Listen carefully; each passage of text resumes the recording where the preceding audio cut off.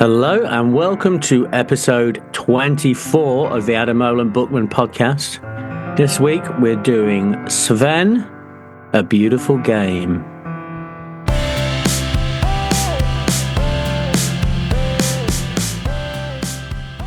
And my name's Alistair Bond and I'm joined with my co-host Johnny. Say hi, Johnny. Hey Al, how are you doing? Yeah, I'm good, thanks, bud. So you're on first name terms with the author. It's just Sven. I think that's true, right? Back home, certainly in England, he is just Sven, right? He only needs one name. But in this book, he's Svenis. Well, not in England, he's not. It's Sven. Sven, I hardly knew you at all, by the way. Yeah, without him giving much away, I did learn a lot. And I've got quite a lot to say about this. He gives very little away about himself. But he is a chancer. That's what Sven-Göran Eriksson is. I mean, he seems like he's lived two different lives. And the intersection between the lives was a certain international management job. His before and after England is genuinely astonishing. Well, you said he's lived two lives, and there's a nice quote there at the end of the book. He says, and obviously this is all coloured by the fact that he learns that he's dying, right? He's got terminal cancer. And I think he said he had a year to live, but it sounds like he might have even died in less time than that. But so the whole book, that is kind of, obviously, we listen, in my case, or read the book with that, kind of looming over it. So there was one passage, I just find it now. Life is short, it's true, but if you live it right, it's plenty. Which I guess, given the nature of the book and the context it was written in, is a nice quote. But he really lived a life, this guy. Yeah, he absolutely did. What did you think of Sven before the book? He always kind of confused me, Sven. I was thinking about it before I read the book or listened to the book. What did I know about Sven? I was like, who did he even manage beforehand? And I was like, oh yeah, Lazio. But then I didn't know much about the Benfica stuff. The fact that he managed every club in Italy apart from Juventus and the two Milans. He seemed to manage them all. Sorry, to answer your question, I thought he was likable always, but in a kind of detached and vaguely boring kind of way in his kind of demeanour. But you could always tell there was something bubbling there that was kind of fun with Sven. He was probably good crack in the background, right? Well, that's it, absolutely. I mean, he has a reputation as having that proverbial twinkle in his eye. And that's how, I sort of remembered him as like a very mediocre football coach, but kind of a warm, endearing personality who, for at least 5 years in England, absolutely captured the public's imagination. In a way that a subsequent England manager, Fabio Capello, certainly did not. Eriksson has a funny way about him in this book, because he's diplomatic, but he does throw a bit of shade here and there, and he does it in a kind of a shielded way almost. But Capello is one of the people he kind of has a slight dig at. Yeah, again and again. Yeah. Yeah, absolutely. I think within the space of like 5 pages, he has like 3 or 4 digs at Capello. Yeah, and I don't really see where they really crossed. I guess they were managed against each other in Italy during the day, but crikey Mikey, he doesn't like Capello. Reading this book, I think that where Eriksson's real gift lay is, I bet he seems to have been just really good around wealthy, club owners. I think that's what Eriksson's real skill was. Well, yeah, the wealthy people thing, that's something we can get onto. But can I just say here, like he says at one point, towards the very end of the book, he's like, I used to speak regularly to Roman Abramovich. Okay, well, fair enough. And then he said, before he bought Chelsea, he was going to buy Spartak Moscow, and I was going to be the manager. And I was like, wait, hold on. You knew Abramovich before he bought Chelsea? Like, you move in funny circles, Eriksson. Yeah, he also, well, just staying on that little nugget of information, Roman Abramovich also asked him which team he should purchase, Spurs or Chelsea. And Sven answered, "What's your objective?" And Roman Abramovich answered, "To win." And Sven-Göran Eriksson recommended him then, in which case, to buy Chelsea. What objective would Roman Abramovich have given for Sven-Göran Eriksson to answer Tottenham? I want to fail gloriously in embarrassing fashion. You should buy Spurs then. I just thought that was funny. Just like, which one should you buy? Well, what's your objective? I'd like to win. Then that would be Chelsea. Chelsea, yeah, go for Chelsea in that case. Just to say, I think that Eriksson is like, there was a film I saw years ago called The Ambassador, which was like a Danish filmmaker who went to West Africa where he was trying to buy blood diamonds, and he set up like an arms factory in Liberia. And the whole thing was just a total sham, and he was just seeing what he would get away with. And I think maybe that's kind of like what Sven-Göran Eriksson is like. I think you're right. It's just Sven-Göran Eriksson wouldn't know what was going on. He suddenly find himself in Liberia and is like, I met a guy in Dubai and now look at me. I want to first read out. These are the titles that Sven-Göran Eriksson has won. So he won as a manager. He won the Division 3 in Sweden with Degerfors. He won the Swedish Cup twice with Gothenburg. He won the Swedish League with Gothenburg, and he won the UEFA Cup with Gothenburg. He's won the Portuguese League 3 times. He's won the Portuguese Cup once, Portuguese Super Cup once, and he was a runner-up in the European Cup and the UEFA Cup with Benfica. He won the Italian Cup with Roma. He won the Italian Cup with Sampdoria. With Lazio, he won Serie A. He won the Italian Cup twice. He won the Italian Super Cup. He won the UEFA Cup Winners' Cup. He won the UEFA Super Cup. And he was a runner-up in the 97-98 UEFA Cup. He did all those things. And I'll tell you what, he did all those things before he managed England. It just seemed to me that as soon as he managed England, he just fell to pieces. He became an absolute joke and a caricature of himself. He didn't enjoy that experience, did he? Like this book, I thought this book was going to be like 60% about England, the England job. It's one chapter in like 20 chapters. Remarkable. I was genuinely quite impressed with his reserve there, frankly, because I would have thought the primary market for a Sven-Göran Eriksson book is England football supporters. I suppose I'm being slightly one-eyed. I guess there's a bunch of Benfica and Gothenburg fans out there who would disagree with me. But yeah, I mean, he really glossed over it. I mean, the 5-1, who within the eyes of a nation is his crowning achievement against Germany. I mean, that's just a paragraph, right? A fair play to him.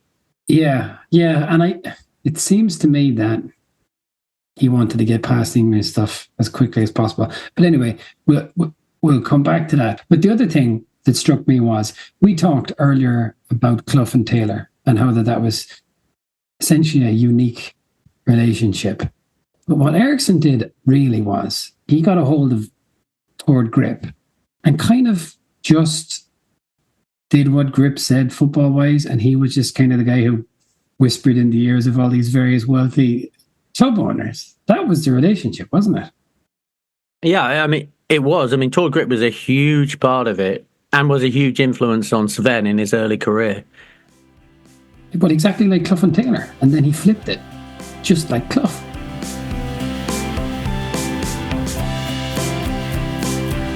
So let's get on to the book, Johnny, shall we? Was there a ghostwriter involved in this book? Yes. Yes, there fucking was. Jesus, what? God. Did you enjoy his poem? Poems plural. Johnny, I didn't read them. I didn't fucking read them. And I won't read them. I didn't read any of the poems in fucking Lord of the Rings either. And I won't. No, thank you. He knew him growing up or something, right? This guy, Bengt. Yeah. All right. Well, obviously we're butchering this name, but it's Bengt, B-N-G-T Berg. Yeah, so here are some of the highlights of Bent Berg's opening chapter. Our conversations have ranged widely through time and space, like a spring brook that babbles and sparkles, pauses a while and then rushes on, down to the larger waterways, indeed to the seas of life. Come on, mate. As our youthful paths first crossed on a sports ground in northern Varmland, where we tested our mettle in the toughest disciplines of athletics, decathlon, we can, for the sake of simplicity, liken the story of this book to a triple jump. What? For simplicity? For simplicity's sake, we're going to make, and I can assure you, this book has no resemblance to the triple jump whatsoever. And just to finish off, and there's poetry in football, although the inverse is probably thornier. What? The inverse is non-existent, you knob. There is football in poetry. Yeah, he really inserts himself into this story, does old Bentberg. He feels himself a big part of it. And I found him insufferable. Okay, well, let's pick up there the story in Varmland. Yeah, so as I say, we're literally on page 50 by the time we get to... introducing the main protagonist. Who? Oh, Sven, I remember him. It's meant to be about him, right? Yeah. Okay, fine. There's not much to say about his childhood, really, is there? Apart from this kind of fact that his mother hid him and his grandparents didn't know about his existence for a while. Other than that, there's nothing really remarkable or stands out about his childhood, I think. No, I think you can sum up his childhood and you can sum it like this. As in it so that the fresh rose's fragrant existence is enticing precisely because it will not be resplendent forever. The rose reaches its perfect blossoming only to dry up and become a lighter form of matter. An artificial rose might look like a genuine rose and surpass it in terms of its length of life. But it's not a real fucking rose, is it? Woo! Is that your word? Anyway. They're your words now, or they are from Mr. Berg? They were 90% Mr. Berg's words. The start of it was. Yeah, so he's really inserted himself in this book. He's flexing his literary muscles. There's no fucking tortured adjective that he's not going to put in.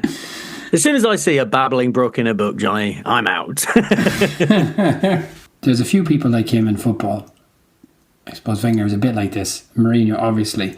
But these guys who didn't really play to any decent level and who just had the gumption and the kind of the neck to say, you know what, I'm going to be a football manager anyway. And he is, even if you look at pictures of him when he was a younger man, he's just such a dweeb.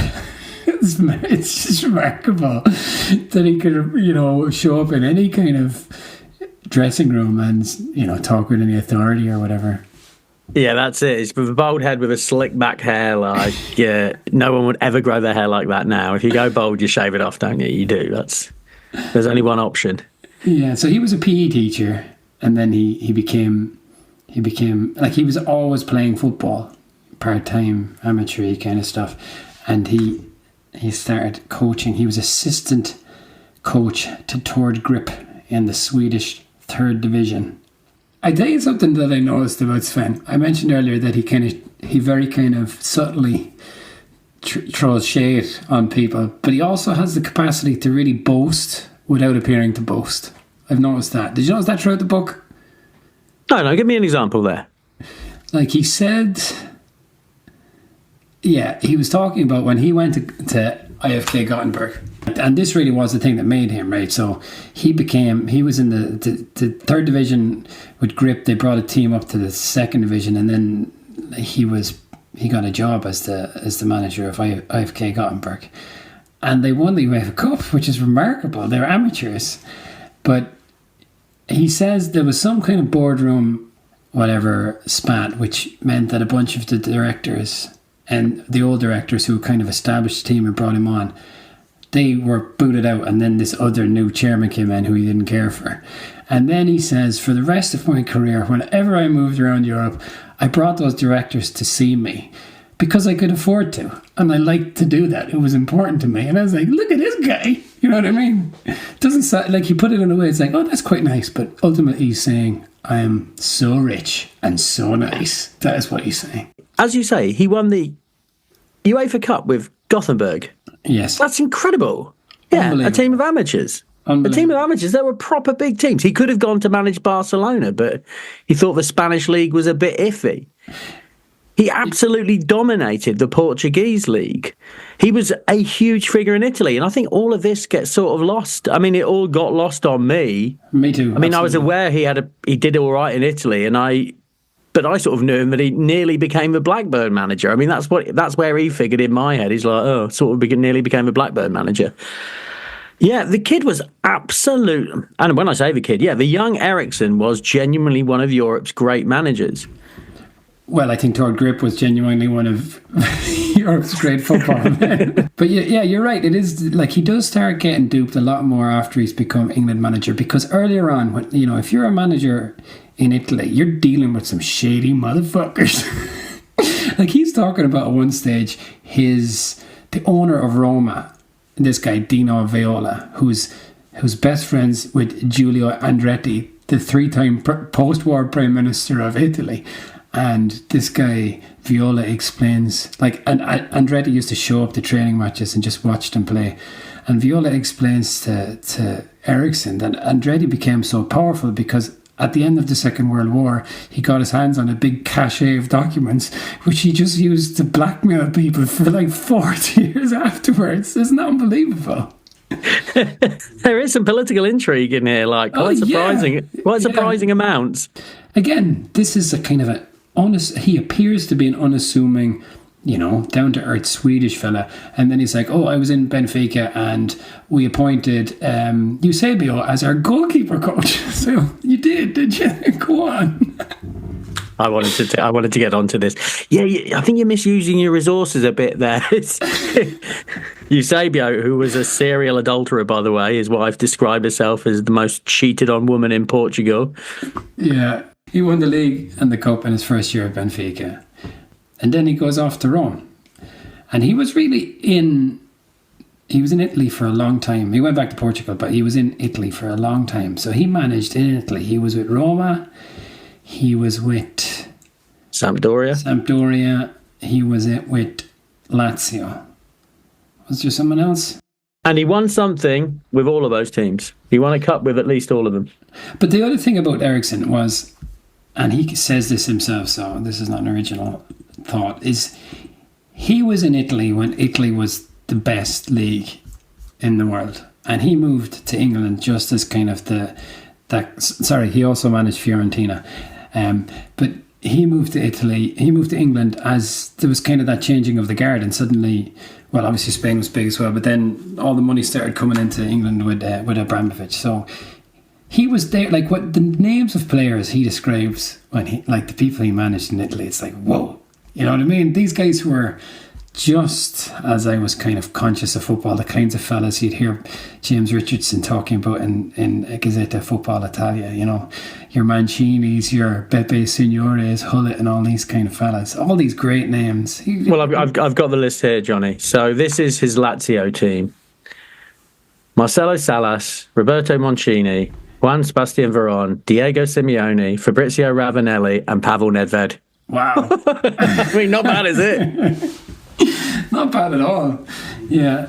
He was known in Italy as the beautiful loser. It's a lovely title, isn't it? Until he was I'll take beautiful loser. Finish with sentence for me. It was at Sampdoria that I met the greatest genius of them all. Was it Mancini? It was Mancini, the greatest genius of them all. Yeah, apparently he really was. He was a bit, I don't know how much I saw Mancini play, but people absolutely rave about him, don't they? So he liked being a football manager. I'll tell you what job he wouldn't want. He wouldn't want to be the Pope, would he? No. He met the Pope. Shit job. And he said being a Pope is boring. And he spells it with 1, 2, 3 O's. Boring, like a kid would. Okay. Well, I don't think you're going to be called up for that, Sven, but you never know. He starts with Roma. He goes to Fiorentina. He says that was shit. And actually, at Fiorentina, he said it's the first and only time that somebody asked him the owner asked him to draw a game. We need a draw today. And he was like, what? He said that's the only time that happened to him in football. Oh, yeah, but he also, at Roma, he thought some of his players deliberately cheated, didn't he? Well, not only did he think that, there was a police investigation. Can't be a great feeling as a manager, right? You're all going to try your hardest, right? I mean, that's given, right? Apparently not. Well, yeah, there's a Falcao, not that Falcao, who refused to take a penalty as well in a European Cup final. Yeah, unbelievable. That Roma one was the last day of the season. They were even on points with Lazio, and they're playing against Lecce, who were already relegated. So, this was to determine who would win the league, Roma or Juve, and the Roma players just played shit. And there was an investigation. He said he was deposed by the court, but the proceedings never went anywhere. Yeah, that can't be great. But yeah, he doesn't really dig into it, does he? You don't really learn anything about his time in Italy. Well, he was pissed off, but he did stay with Roma. Yeah. When Berlusconi came in at Milan, he wanted Eriksson, but he got Arrigo Sacchi. And so you said that thing about Capello earlier.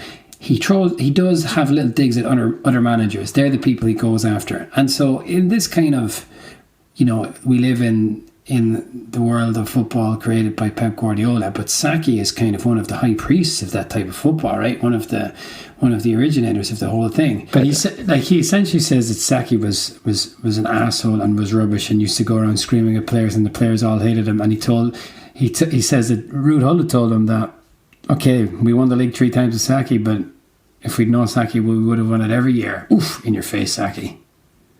I always think that sounds like bullshit, though, isn't it? It's just like a player doesn't like a manager. Oh, we only won it 3 times. We would have won it much more if we'd had someone that I liked. Yeah. Well, we can't check that out, can we, Rude? So, plays for Fiorentina. He's in Roma, goes to Fiorentina, doesn't like it. Then he goes back to Benfica, where they lost in the final of the European Cup to Milan. Back in Italy, he goes to Sampdoria, where this is where he's the beautiful loser. Well, he manages to set that straight at Lazio. Yes, he does. Which is when, basically, he enters my field of vision. He said he was announced as English manager, and suddenly the press, the Red Tops, were mounting cameras on cranes around Lazio's ground. He was supposed to be at Lazio for another few months, and suddenly they were all descending on him like the pack of ravenous vultures that they are. I know that England has done some terrible things in the past, and we're a country with a lot of blood on our hands. But the very worst thing about England is our tabloid newspapers, right? That is the very worst thing. God, it's embarrassing. Everywhere you go, it's so embarrassing. He becomes England manager because of his agent Athol Still, the former swimmer and opera singer turned football agent. Okay, and at that point, I'd like to introduce 2 little musical diversions, Johnny. Go on. First of all, one is some just cold, hard propaganda. And here we go. It's a story about the chairman of UEFA, Lennart Johansson. Once, Lennart Johansson, the chairman of UEFA, was visiting London, and Nancy and I, Tord Grip and Athol, invited him to Les Ambassadeurs Club. Athol and Lennart started talking music, and Lennart mentioned that Frank Sinatra was his favourite singer. Athol countered that Frank Sinatra was his favourite singer as well, outside the world of opera. They started humming and then singing together.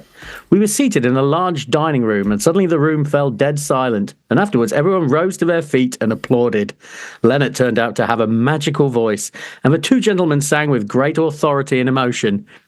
Now, is that in Sven's book, or is that in some fucking North Korean propaganda book? It's absolutely... The room stood and applauded after Lennart Johansson sang with great authority and emotion. Who sings with authority? I've never heard that expression in my life. And the other one, which was genuinely astonishing, is that the FA turned down ABBA writing an England song. I mean, apparently Tord Grip knows Benny from ABBA, because of course he does. Well, he's an accordion player. And I guess all Swedish accordion players have all crossed paths at some point. So, yeah, obviously Tord Grip's got Benny from ABBA's phone number. And, Benny from ABBA was happy to record an England song. But, oh, no, the FA turned it down. I think fucking ABBA turned down $1 billion to reunite, and they're fucking handing it to the FA for free. Yeah. My God. Yeah, that was really something, wasn't it? This was interesting. He said that English people don't say no. They say, that might be a good idea. Let's think about it. And I can tell you... I can tell you, this is a trait certainly shared in Ireland. We are not ones for saying no. Yep, okay. It's manners, really, isn't it? It's just manners. It's just a nice way of saying manners. Anyway, okay, he doesn't talk all that much about the football at England, does he? Germany 5-1, Michael Owen scoring a hat-trick, and Beckham's goal against Greece. Now, Beckham's goal against Greece, I remember being extremely important, but I didn't know that it was... I know that he needed to score to win the game, but they still would have had a playoff game, so it would have been fine. Yeah, it's one of those, isn't it? Because he didn't score to win the game. I think he scored to draw the game. Sorry, yeah. To get the point. And if Germany had... They were playing Finland at the same time, and if Germany had managed to beat Finland, we would have been in the playoffs anyway. It was a weird one, that one. But I do remember it, Johnny. I remember exactly where I was. I was sitting on the stairs in the Fountain in Brighton, not looking because I couldn't look. But then, that moment, just the crowd, it screams around me. But yes, that's it. Again, real reserve there, and good for him. And I'll tell you what, I also forgot entirely about the whole Faria Alam business, who was like a secretary at the FA. Also sleeping with the head of the FA at the time. Palios. Golden times. You didn't get that with Southgate, did you? His marriage had broken down when he was in Genoa managing Sampdoria. And he certainly took advantage of his situation when he was in England, didn't he? Well, he did. I can remember when he was appointed, and there was like a newspaper column, and they showed a picture of Nancy Delolio, and she was looking kind of, swanky. And like the columnist was like, I think the England footballers are going to respect him because he's a man after their own heart. He's a sexy guy. And it's like, yeah, that's going to help. Yeah, he says at one point, he asked... he told Carragher and Rooney and one other that they had to speak English properly, and Rooney laughed in his face because he couldn't understand a word that he said. Yeah, Gerrard, I think, the three of them. No, Gerrard, of course. Yeah, he liked Rooney. Rooney just seems like a good egg, doesn't he? In almost everything. He doesn't like Carragher. Yeah, Carragher is more divisive. I like Carragher, in all honesty. I don't know why people get so worked up. I understand if you're a Man United fan. What about the time he spat out the card? Spat out the card at that person. He's not a nice man. What a strange kind of impulse. I know what I'm going to do in this situation. I'm going to spit your car, you fucking asshole. I was walking past the Cybertruck yesterday with my brother. And I was like, look, and my brother and his son, I was like, look at these. You always know who the biggest dipshit in town is now. And the family right behind me got into it and looked really upset. That's one of those Tesla trucks, is it? Yeah. Okay. Oh, there's loads of them around here, mate. There's loads. Let's talk about the fake shake, because obviously I remember that, but actually I say that, but I'm not sure I really did fully remember it. This is crazy stuff. We just sort of accepted it back in the day. Oh yeah, and just on the tabloid thing as well, the whole Ulrika Johnson and Faria Alam stuff, he was really worried that someone close to him was leaking stuff. He was worried his brother was leaking stuff to the press. And all the time he was just having his phone tapped. For 3 years. Fuckers. Yeah. It's unbelievable. There you go. You're going to bed thinking, is my brother sniding me off? And it's the fucking scumbag journalist at the Sun and the News of the World. Oh, these people. Yeah, Rebecca Brooks. So after the fake shake stuff, which we're about to get to, he says to Rebecca Brooks, I'm going to sue you. And she's like, well, get in line, man. Everybody's suing us. We don't care. Well, they would care in the end, wouldn't they? When the News of the World had to close down, they would care. Do you know who she was married to, Rebecca Brooks? Oh, I do know. I do. Go on, tell me. Number one England football fan, Phil Mitchell. No, the other one, Grant Mitchell, Ross Kemp. Oh, Ross. Yeah, okay. I do remember that. How? Yeah. How? Rise met across a crowded room. Well, I suppose all that training with the worst gangs in the world would give him good fucking preparation for hanging around with Sun journalists.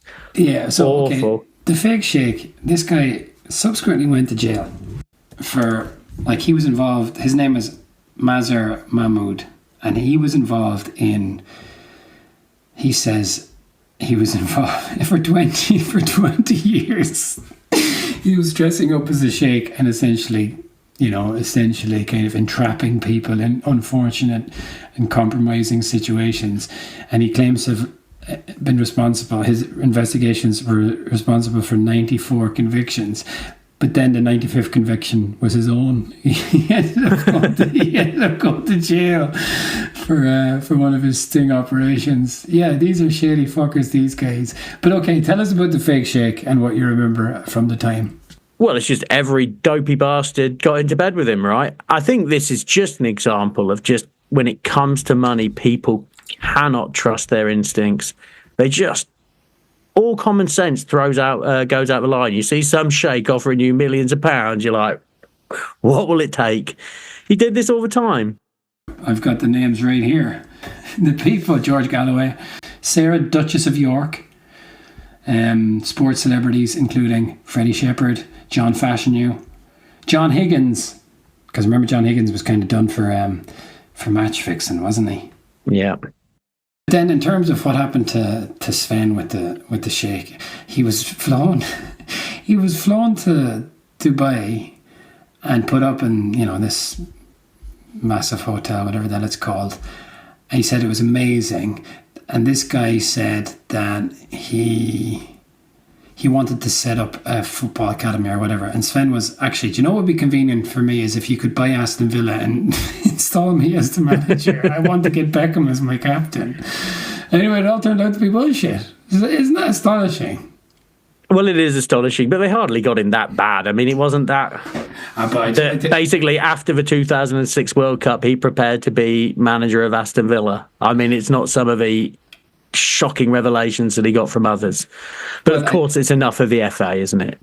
Oh, well, it's enough for the British public. How dare you walk away from the second most important job in England? I think everyone had enough by then anyway. I mean, it was, it had run its course. It was all just kind of unnecessary.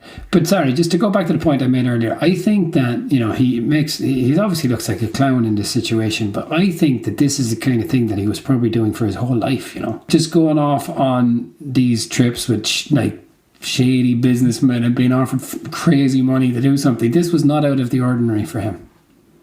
No, absolutely not. As his subsequent career will certainly attest to. So when did he finish? In the 2006? 2006, yeah. So, yeah, because the 2000 Euros it barely mentions when Rooney broke onto the scene, and we would have won it if he hadn't got injured. And I don't know if that even gets a sniff in the book. McLaren had been part of his coaching staff. He'd been imposed on Eriksson. And then in the changing room, in Eriksson's last game, McLaren stands up and says, thank you very much, Sven. You've been very good. We will invite you back in 2008 for the final.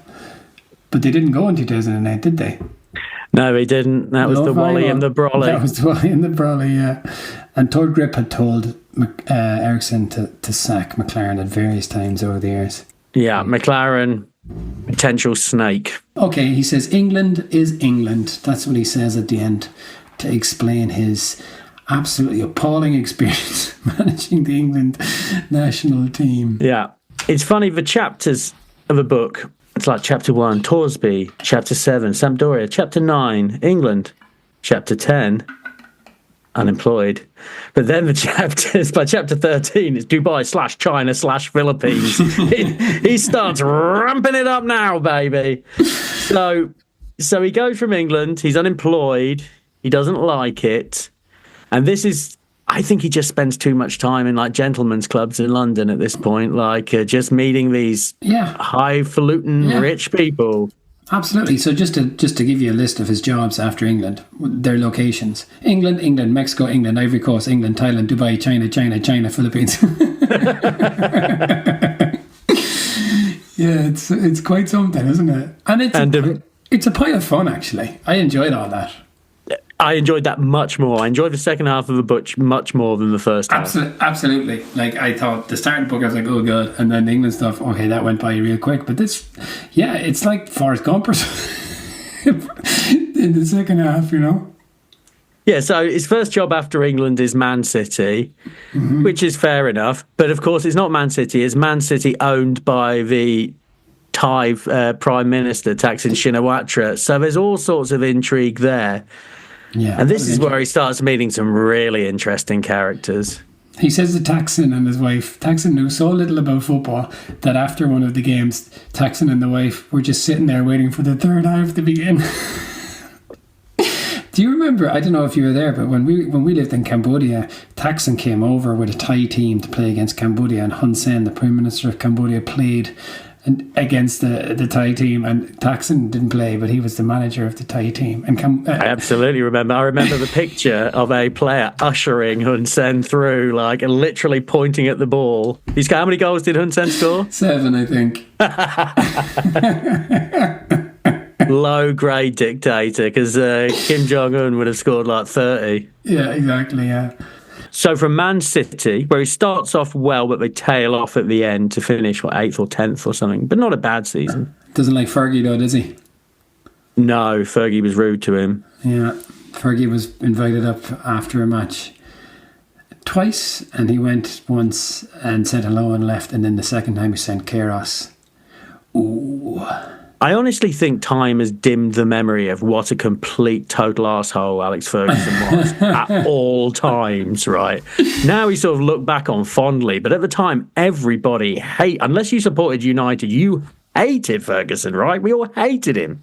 I think the relationship between United fans and Ferguson was funny as well, because he was like a dictator in the sense that he was respected, but I don't know if he was ever loved. No, I think you're right there, but he is looked back on fondly, and genuinely at the time, he was I can remember just my dad just working himself up into a rage at some of like Ferguson's post-match comments.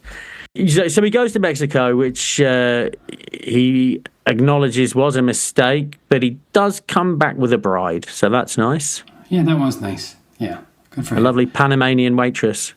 Yeah, okay. Who I believe was with him till the end. Yeah, she's whatever in his... he says at the end that, is this a Swedish thing? Because Zlatan did it, and at some point Sven just goes by a house and goes in and says, I'm buying this house off you. What's going on with Swedish people demanding houses off other people? Yes, poor Swedish estate agents are absolutely devastated. There's no need for them. That's how it goes in Sweden. Yeah, no, I did notice that. He's just rocking along. Well, that's a nice looking house. Yeah. Apparently knocked on the door in the middle of the night, and the fella, not unreasonably, said maybe this could wait till the morning. He knocks on the door and Zlatan opens, and he's like, oh. A lot of these kind of funny little adventures he went on in the second half of his career were fun, but the Notts County one is hard to beat, isn't it? This is absolutely nuts. And he says, I did my research. I did do some research into it. You did? Why are you in North Korea then? Like this guy, Russell King. So he meets this guy, as you say, he's around these kind of London gentlemen's clubs. And he meets this guy, Russell King, and another guy called Nathan Willett. And they're claiming to be backed by the royal family of Bahrain and the Swiss Commodity Holding Company, which claims to own rights to all the gold, iron ore and coal in North Korea. And Sven's like, sounds great. What the fuck? Come on, Sven. And so he's offered a 5-year contract to be paid in shares and to be essentially anything he wants in Notts County. Yeah, see, that should have self-alarm bells. What job do you want? You could be the tea lady if you wanted to. We just want you around. Yeah. Yeah, you could shine shoes. So he moved to Nottingham with Tord Grip. Poor old Tord is pulled along. He buys Casper Schmeichel and Sol Campbell. Sol Campbell's going to get 40k a week, stays for 29 days and gets the fuck out of there. In the middle of all this, these guys, so Russell King and his company, Munto Finance, which is supposedly backed by this Bahraini bank, Quad Bank, they say, okay, we have to go to North Korea now. Okay, let's go to North Korea then. He arrives in North Korea, a lady, and some woman from the North Korean administration says, we want a favourable draw in the World Cup in 2010. It's like, I can't do that for you. It's like, oh, you don't want to help us. It's like, I would like to help, but I can't do that for you. It's unbelievable that the Notts County shoeshine boy can't organise the next World Cup. What were they expecting? But the naivety there. He did get to see the world's largest hog, and then they had to get out of Pyongyang, and they were flying back through Beijing. And this guy, Russell King, was like, "Yeah, guys, I just got to run," and he just bolted, and they never saw him again.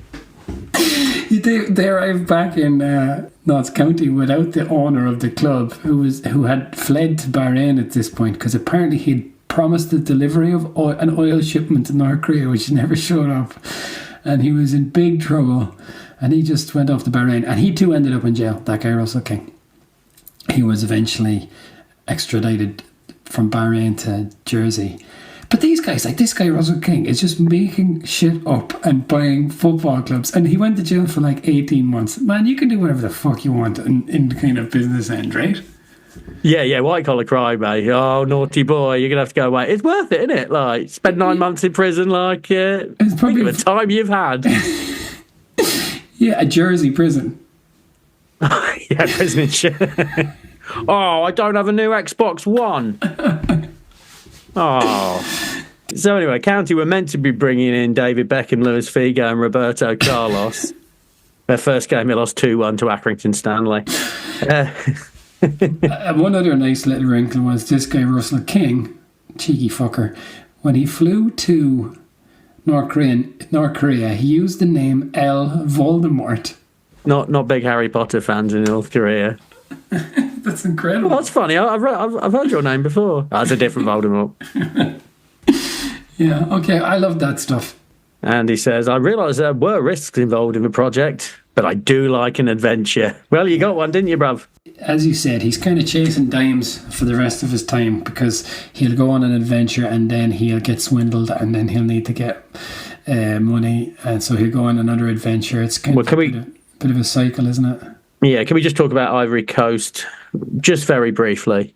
Well, because he has some searing insight into African football.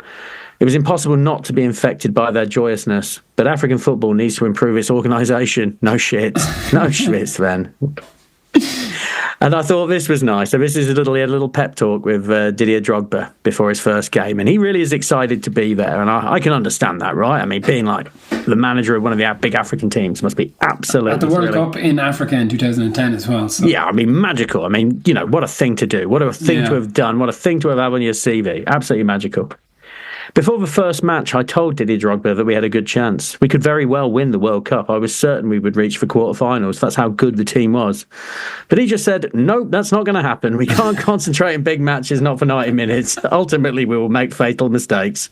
Didier Drogba was right. Maybe you've got a say in this, though, Sven. Maybe you could do something about that. They went out in the group. Oh, but it was a really tough group, wasn't it? Brazil and Portugal. But then Lauren Bagbo comes into the changing room, or as Sven would say, the locker room, after the match. Lauren Bagbo subsequently arrested and extradited to The Hague, where he was tried for crimes against humanity, and acquitted. There you go.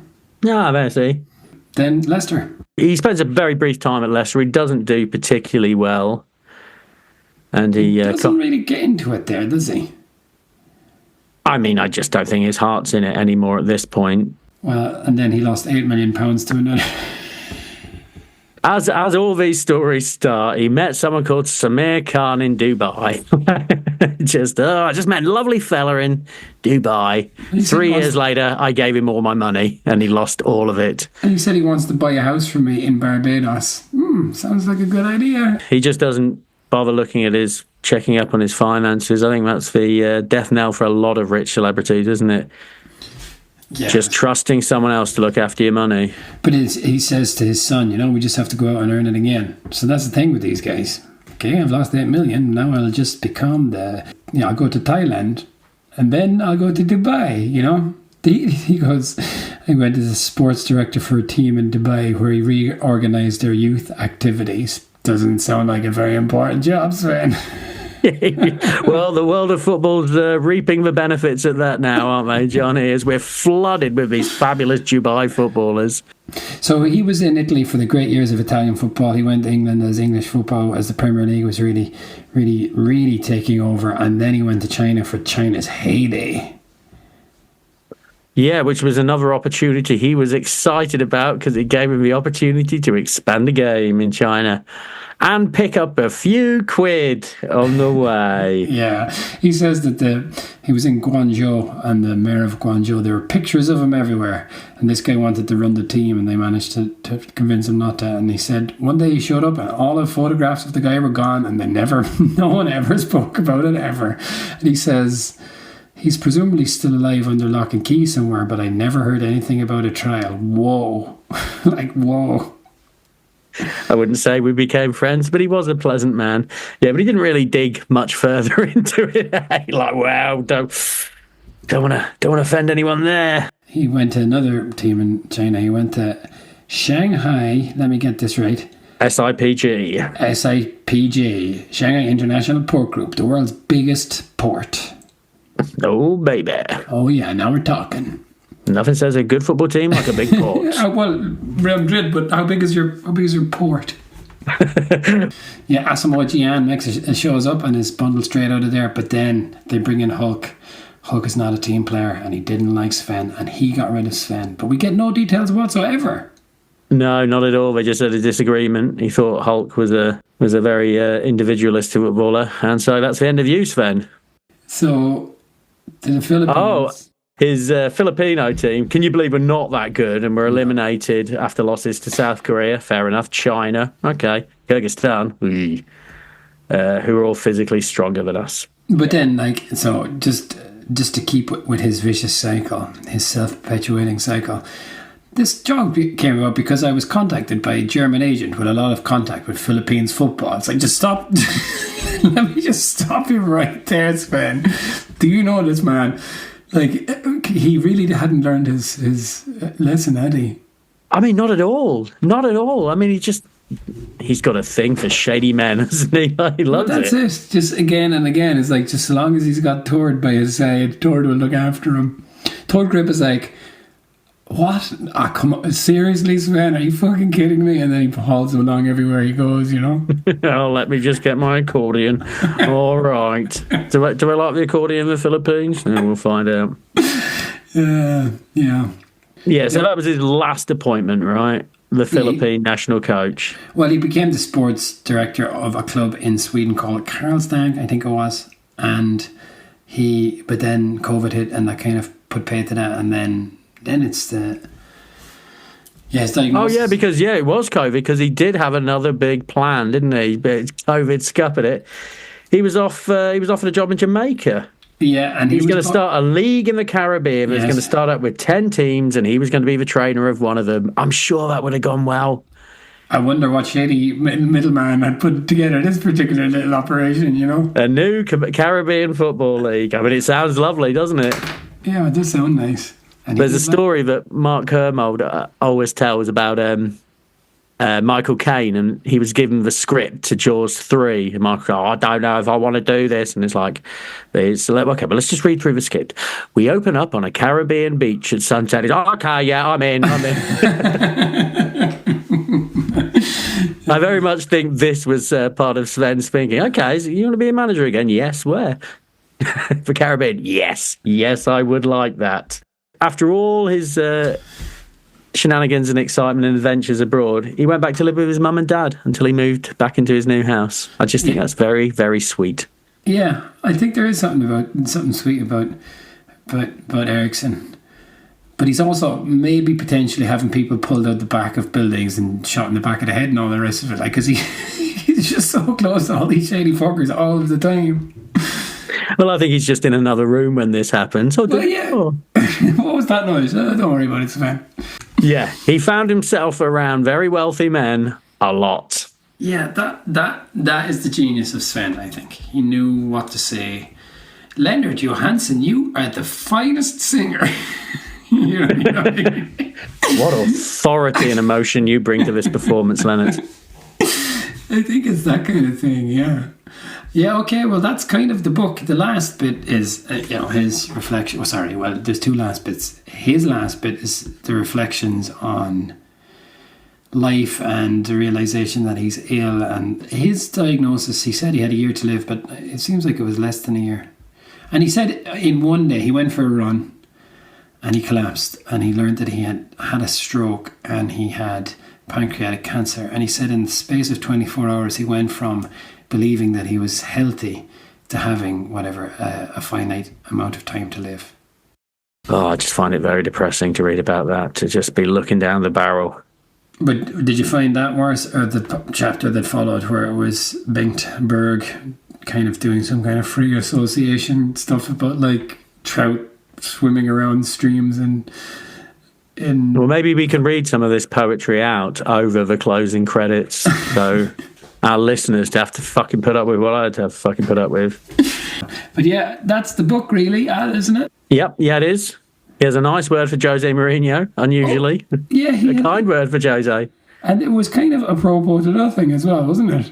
Yeah, it's just like, oh, Jose, he's a good guy. But and another one, he just gives a little nudge to Beckham as well, right at the end. Bex came to visit him when he was dying, and he makes a point of saying he won't talk about what they discussed because he's a very discreet man. What did they fucking talk about, but he can't talk about it?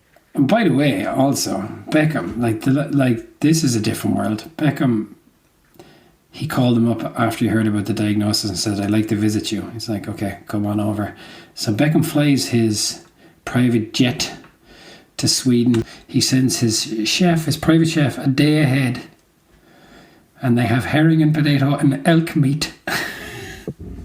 Yeah. This is like stuff out of Succession, right? Nice to be able to do that stuff, isn't it? Yeah, absolutely it is. Whoa. Like, can you imagine when Beckham started playing for Manchester United in 1995, whenever it was, 96. He scored that goal against Wimbledon in 96, right? There is no way in the fucking world that he could have known that that's the way life was going to go, you know? No, absolutely right. That was unimaginable at that point in time. Yeah, absolutely. The level of celebrity that Beckham achieved. But celebrity, a celebrity, yes. And just the wealth, what an insane level. I'll just pop it up there to Sweden there for a few hours, 3 hours. Do you think Sven liked Beckham because he was a good player and then had been his captain for England? Or did he like him because he just absolutely oozed wealth, you know? Well, I think he certainly walked in circles that Sven would like to be part of, right?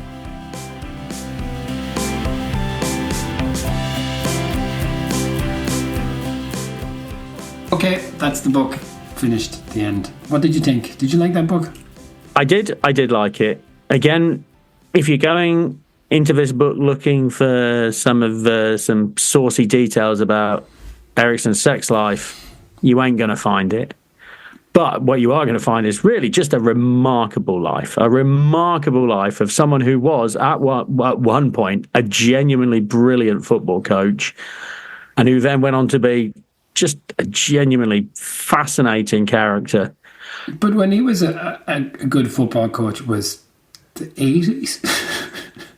Yeah, no, into the 90s. In fact, he won the league in 99, right, with Lazio. What was his football philosophy? Yeah, I don't know that. I don't know that, and he doesn't really have one. I mean, it was shaped by Roy Hodgson, apparently. Yeah. I mean, as a football coach, he was very frustrating. I mean, watching that England team, and, you know, I know how people get about England fans talking about the England team, but I don't think it's me getting all jolly old England to say that these were genuinely world-class players. But could he make them play together? Could he fuck? No. I expected we'd be talking about England for this whole episode, but no, not at all. And it's more about... He talks as much about, say, the Philippines as he does about England. Yeah, well, that's it, because that was all part of his life. It is about his life, and I'm glad that it wasn't just like Sven's England years. I am glad the book was not that. It was about Sven-Göran Eriksson. In a way, Eriksson's personality is so at odds with like his demeanour and his look and his kind of style or something. You know what I mean? Like, this guy's mad. No, he is. I mean, you were talking about last week with Cascarino's book has so much more presence than Cascarino, and like the icon of Eriksson is so much bigger than his actual achievements, who basically nobody know about, right? I guess in Sweden you know he's good, and if you're Benfica you know he's good, but England, where he is most famous, no one knows what the fuck he did as a football management other than England and like Notts County. I don't think anybody remembers Leicester. I didn't remember Leicester. Yeah, like it is crazy. But anyway, yeah, I enjoyed it.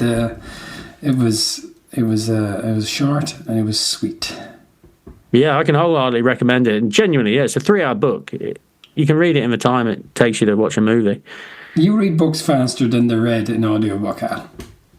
Yeah, well, that's possible, but I don't know, because I'm making notes as well with my stupid Kindle. But yeah, possibly. But you would definitely have this book done in 5 hours, no matter who you are. It's like 250 pages. Yeah, I'm not sure. All right, well, I don't want to sound very elitist.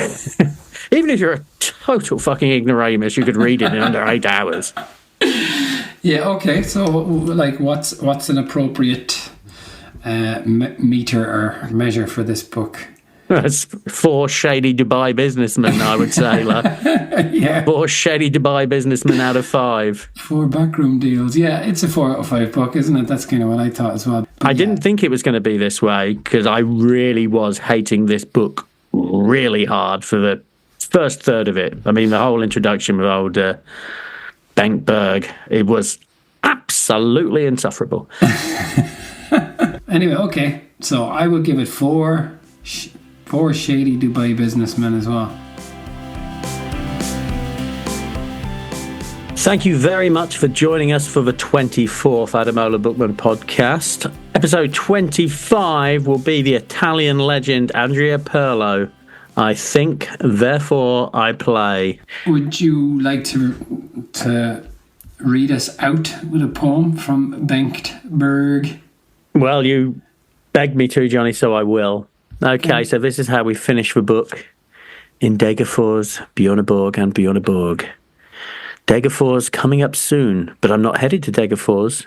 But the train is actually on its way to Degerfors, so I'll go along with going along. Soon I too will be in Degerfors, where people will get off and get on. As I said, since I'm not headed to Degerfors, I won't bother to get off. Boarding doesn't apply to me because I'm already on the train that will soon leave Degerfors. Life in Degerfors, just like the train, will go on as usual with and without, respectively, me. I'll go on. We'll soon be in Bjorneborg, where the train doesn't stop for getting off or on. The train stops in Bjorneborg to wait for another train to pass. Bjorneborg has, or rather had, fine wrestling traditions, but Bjorneborg, I'm reading this for the first time, but Bjorneborg March has nothing to do with Bjorneborg. At any rate, not the Bjorneborg, where the train is now standing without stopping. Bjorneborg March exists in my childhood inside a wind-up clock of brass that radiated tinny, East Bosnian military music, oh God, to a countryside lacking any wrestling traditions. What the fuck? You have time to do some thinking in Bjorneborg, waiting for that train to pass. You can ponder whether the Degerfors brass band with roots of hundreds of years back ever often or never played Bjorneborg March. Just as, somewhat nostalgically, you can bring to mind 2 of Degerfors' legendary goalkeepers. Are you serious? Skjorta Bergstrom, who hung by his knees from the crossbar, and his successor, Sippa Tingloff, famous for his long throwouts. A joy to remember. Once at a restaurant in Finland in the city of Pori, which is called Bjorneborg in Swedish, something remarkable happened. One after another, more and more. Soon everyone except me began to blow their different instruments on the stage, on chairs, on tables. And if you didn't have anything to blow into, you had to grab bottles and glasses. In this marvellous cacophony, the next day I saw on a poster that Pori Jazz was underway in the city. Soon I'll be neither here nor there, but it's the same lovely spring rain that falls in Degerfors, Bjorneborg and Bjorneborg. That's the sort of thing that can be taken as a consolation. Fuck it out. Oh my goodness, yeah. Do you think that in his dying wishes, Sven was like, leave the fucking poetry. Please don't put any poems. I won't, Sven, I won't. No. Sven passes away. And he made me promise to put in my poem about Degerfors on the train. Yeah, exactly. All right, well. Okay, well, thank you very much. Thank you, Johnny.